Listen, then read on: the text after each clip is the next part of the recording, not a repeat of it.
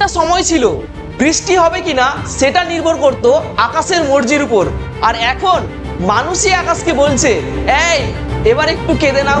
দিল্লির দূষণ এমন পর্যায়ে গেছে যেখানে সকালে গুড মর্নিং না বলে লোকজন বলে মাস্ক পরেছো তো। শ্বাস নেওয়া যেন একটা চ্যালেঞ্জ হয়ে উঠেছে। এই পরিস্থিতিতে দিল্লি সরকার আর বিজ্ঞানীরা বলল তাহলে আকাশে কৃত্রিম বৃষ্টি নামানো হোক। এর নাম ক্লাউড সিডিং, মানে মেঘের মধ্যে কিছু জাদু ছড়িয়ে দিয়ে জোর করে বৃষ্টি নামানো।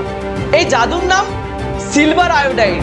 না না, এটা কোনো ধনতেরাসের গয়না না। সিলভার আয়োডাইড মেঘের জলীয় বাষ্পকে একজোট করে ফেলে, ফলে মেঘ কাঁদে, মানে বৃষ্টি হয়। এই মিশনে একসাথে হাত মিলিয়েছে আইআইটি কানপুর, যারা মেঘকে বোঝাবে, এবং আইআইটি পুনে, যারা আবহাওয়ার মুড বোঝে।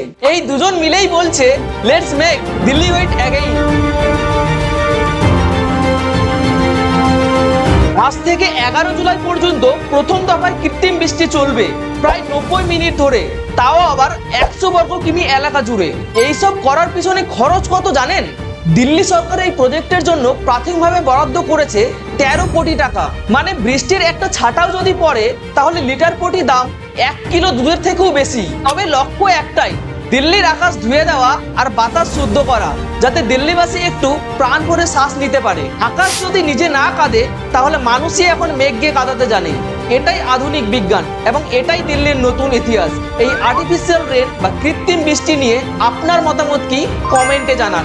ভিডিওটি ভালো লাগলে লাইক করে আপনার প্রিয়জনদের সঙ্গে শেয়ার করুন। এরকম আরো নিত্য নতুন ভিডিও দেখতে আমাদের রোম টেক ক্লাসের সঙ্গে থাকুন।